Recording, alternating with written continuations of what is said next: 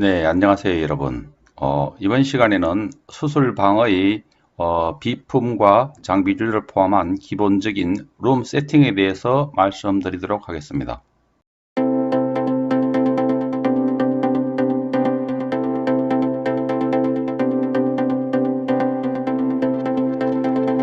네, 수술실에서 기본적으로 구비하고 있어야 되는 것이 바로 수술에 필요한 기구들을 펼쳐놓고 사용하는 기구상이 되겠습니다. 수술상이라고도 부르고요. 인스트루먼트 테이블이죠. 보통 백 테이블이라고 부릅니다. 이건 일자형으로 된 가장 많이 쓰는 백 테이블이 되겠습니다. 자, 드래핑을 한 상태이고요. 드랩을 갖다가 깔은 상태이죠. 그 다음 수술 기구를 전시해 놓은 사용하기 편리하도록 세팅해 놓은 그런 상태의 인스트루먼트 테이블, 백 테이블이 되겠습니다. 네, 백 테이블의 종류도 다양한 것들을 볼 수가 있는데 이렇게 일자형으로 된 상들이 가장 많이 사용하는 것들이고요. 일자형으로 된 것들도 사이즈가 중간 크기, 작은 크기 이렇게 나눠서 볼 수가 있습니다. 작은 크기의 백 테이블을 사용하는 경우는 간단한 수술이 되겠죠. 그러나 그와 반대로 수술상의 크기가 이렇게 굉장히 큰 경우가 있습니다. 심장 수술이라든지 정형외과 수술 중에서 관절 치환술 등 많은 기구들을 사용할 때 이런 큰 라운드 테이블을 사용하기도 하는데 단점이 있죠. 스크럽 널스가 이렇게 서 있다라고 치면은 팔을 내밀어도 여기 있는 기구들이 손이 닿지 않는 단점이 있기 때문에 더블 스크럽을 쓰는 경우들이 종종 있습니다. 큰 테이블 중에서 이렇게 각진 모양들도 볼 수가 있습니다. 퍼스트 스크럽 영역, 세컨드 스크럽 영역의 기구들이 되겠죠. 외국에서는 이중으로 된 백테이블을 사용하기도 합니다. 이중으로 된 백테이블들은 많은 기구들을 디스플레이 할 수 있는 장점이 있겠으나 드래핑할 때 백테이블을 드래핑할 때 굉장히 어려움이 있어서 국내에서는 잘 사용하고 있지 않습니다.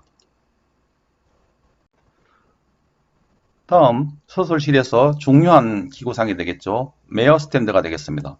백테이블에 여러 가지 기구들을 디스플레이 해놓고 당장 수술에 필요한 것들, 지금 당장 사용하는 것들을 메어 스탠드에 올려놓고 스크럽 널스가 사용을 하고 있습니다. 메어 스탠드는 이렇게 모양이 이렇게 되어 있고요. 그 다음 드래핑한 모습입니다. 우선 수술 시작할 때 당장 써야 될 것들. 자, 보비를 내려줘야 되겠죠. 석션 라인을 내려주고 무용등 핸들을 끼우고 처음부터 사용하는 것들이에요. 그러니까 그 다음 로컬 마취가 들어가겠고 그 다음 디자인을 하고요.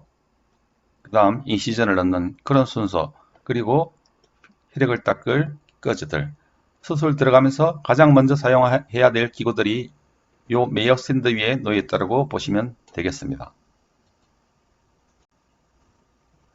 메이어 스탠드 종류가 보면은 이런 건 수동이에요. 그러니까 높낮이를 조절할 때 여기 나사를 풀어서 조절하게 되어 있는데 한번 고정해 놓으면 수술이 끝날 때까지 높이를 조정하기가 힘들어서 요즘 잘 사용하지 않습니다. 여기 나사가 있는 것들은 다 수동이라고 보시면 됩니다. 밑에 발을 보면은 이렇게 양발로 되어 있는데 양발로 되어 있죠. 얇은 것들은 침대 밑으로 쏙쏙 들어가기 쉬워서 메어 스탠드의 위치를 아래 위로 이렇게 마음대로 조절할 수 있겠으나 이렇게 볼티하게 두꺼운 바퀴가 달린 것들은 침대 밑으로 넣기는 힘들게 되어 있어요. 그래서 침대 사이드에 걸쳐놓고 쓰는 그런 형태가 되겠죠. 아까 수동을 말씀드렸는데 이렇게 버튼이 있는 것은 자동이라고 보시면 됩니다. 발로 버튼을 누르고 손으로 들었다 낮췄다 할 수 있는 그런 자동 메어 스탠드라고 보시면 됩니다.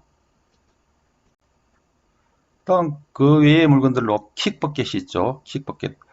바퀴가 달려 있어서 발로 툭툭 차서 필요한 위치로 갖다 놓을 수 있는 그런 것들이에요. 그러니까 수술 중에 발생하는 체액이라든지 석션, 꺼져 이런 것들을 받는 용도로 보시면 되겠습니다. 그 외에 스탠드 베이신, 그 디아 같은 것을 갖다가 이렇게 걸쳐 놓는 그런 용도들이 되겠습니다.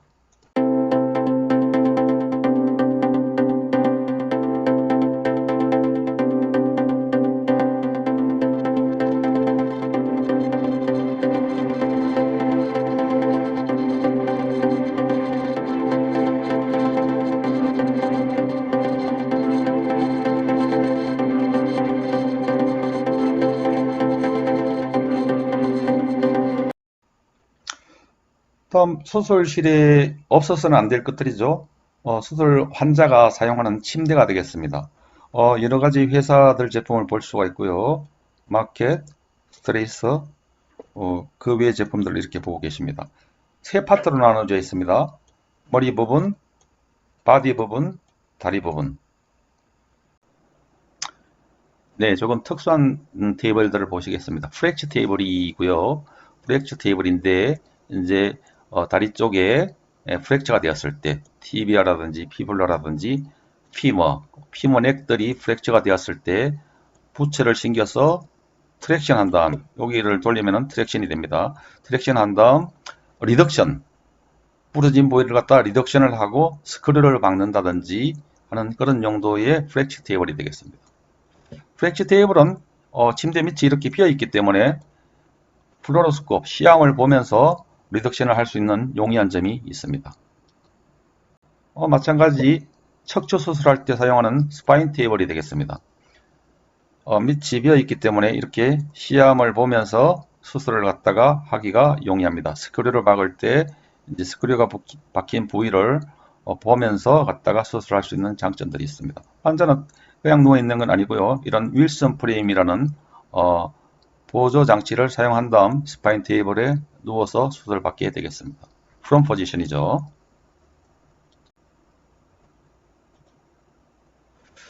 기본적인 침대 액세서리는 그러니까 머리 부분, 바디 부분, 다리 부분 외에 이제 라테랄 포지션이라든지 리소토미 포지션 등을 할 때 체위를 받쳐주는 보조 장치들이 있습니다. 보조 기구들. 기본적인 액세서리가 되겠죠. 발걸이가 되겠습니다. 발을 올려놓는 발걸이. 옆으로 누웠을 때 등을 지지해 줄 수 있는 라테랄 서포트들이 되겠습니다. 예. 물론 여기 암보드가 달려 있고요.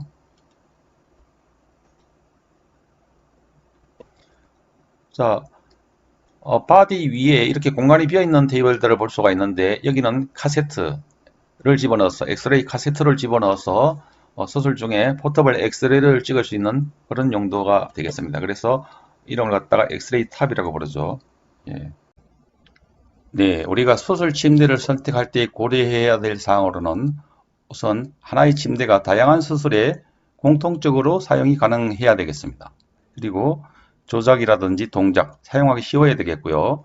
환자와 수술팀에 모두 안전해야 합니다. 쉽게 망가지지 않는 내구성이 있어야 되겠고, 그 다음 가격대가 그렇게 비싸지 않고 코스트 이펙티브니스가 있어야 되겠습니다. 침대 사용 시 점검해야 될 사항으로는 수술 전에는 침대가 잘 작동하는지, 리모컨은 충전 상태가 좋은지, 그리고 침대가 고정되어 있는지도 반드시 살펴봐야 되겠습니다. 리모컨 작동이 잘 안된다면 필요시 원하는 체위를 취할 수가 없겠죠. 그래서 리모컨이 작동 안 될 때 수동으로 작동하는 법도 우리가 잘 알고 있어야 되겠습니다. 수술 중에는 전원 연결 부위에 식염수라든지 혈액, 체액 등이 새어서 들어가지 않게 해주시고요. 전기장치니까요.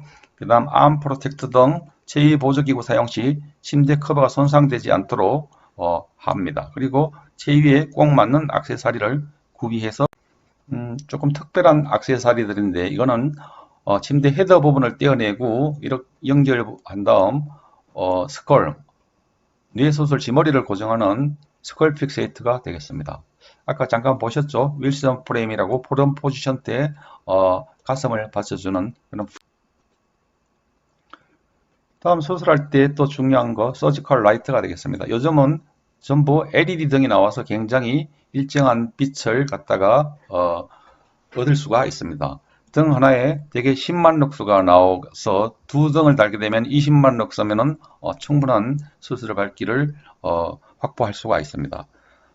여기는 카메라가 달려 있죠. 카메라가 달려 있어서 수술 받는 부위를 이렇게 모니터로 직접 볼 수도 있습니다. 이거는 이제 수술방에 달려있는 고정된 무형등이 되겠고요. 서지컬 라이트가 되겠고요. 이거는 포터블, 끌고 다니는 서지컬 라이트. 그래서 이런 무형등 서지컬 라이트를 관리하는 방법으로는 하루 일과 시작 전 정구등이 나갔는지 정상적으로 암이 작동을 하는지 여부를 파악을 해야 되겠고요. 혹시나 수술 등에 묻어 있을 수 있는 혈액이나 먼지를 제거를 합니다. 그 다음 전신 마취 환자의 경우는 마취 유도가 완료되기 전까지 불을 켜지 않도록 합니다. 인덕션에 인투베이션에 방해가 되거든요. 그 다음 모형등 핸들을 끼울 때는 고정이 확실하게 되도록 하여 수술 중 떨어지는 일이 없도록 해야 하겠습니다. 그리고 수술이 종료되면은 반드시 핸들을 제거를 해야 되겠습니다. 네, 또 한 가지 수술방에 반드시 있어야 되는 비품 중에 하나가 석션 유닛이 되겠죠. 이 석션 유닛은 이렇게 수술실에서는 대개 벽에 고정하는 유닛을 사용을 합니다. 시계 방향으로 돌린다든지 반시계 방향으로 돌리게 되면 압력을 조절할 수가 있고요. 여기 게이지에 보면 현재는 끊은 상태지만은 풀 쪽으로 돌리게 되면은 최대 압력까지 올라가는 겁니다. 300까지 압력이 올라가게 되는 것이고요. 레귤레이션은 필요한 만큼 이렇게 압력을 조절할 수 있는 석션 압력을 조절할 수 있는 그런 기능을 가진 석션 유닛이라고 보시면 됩니다. 그래서 수술 필드에서 석션 라인을 던져주면은 이렇게 배액병에다가 연결을 하는 것이죠. 연결을 하고 이제 레귤레이터를 사용해서 압력을 조절하게 되는 것들입니다. 자, 체액이 여기까지 찼을 때 리거지를 방지할 수 있는 캡이 있어서 더 이상 배액이 되지 않도록 역류 방지 장치가 배터리에 있는 것을 볼 수가 있습니다.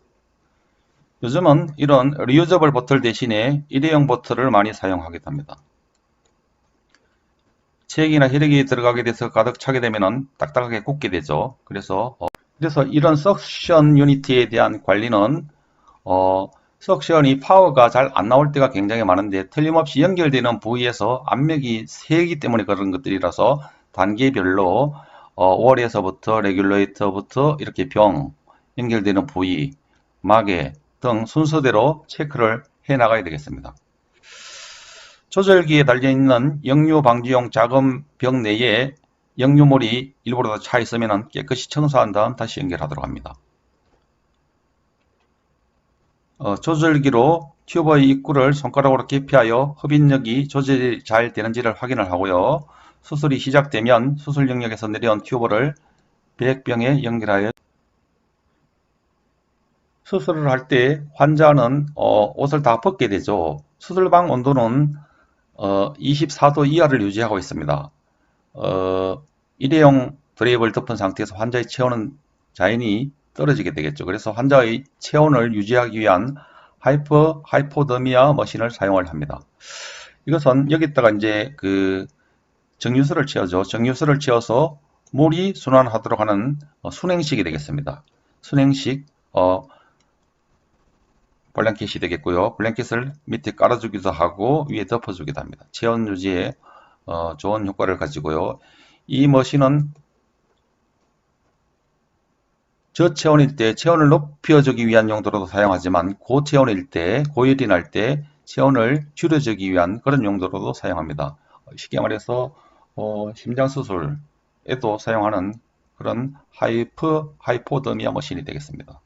그와는 별개로 온풍기죠, 온풍기. 그래서 히트를 통해서 나온 따뜻한 바람을 호스에 연결해서 따뜻한 에어가 계속해서 이렇게 환자 몸을 덮여줄 수 있는 베어 허그 에어 온풍기라고 보시면 되겠습니다.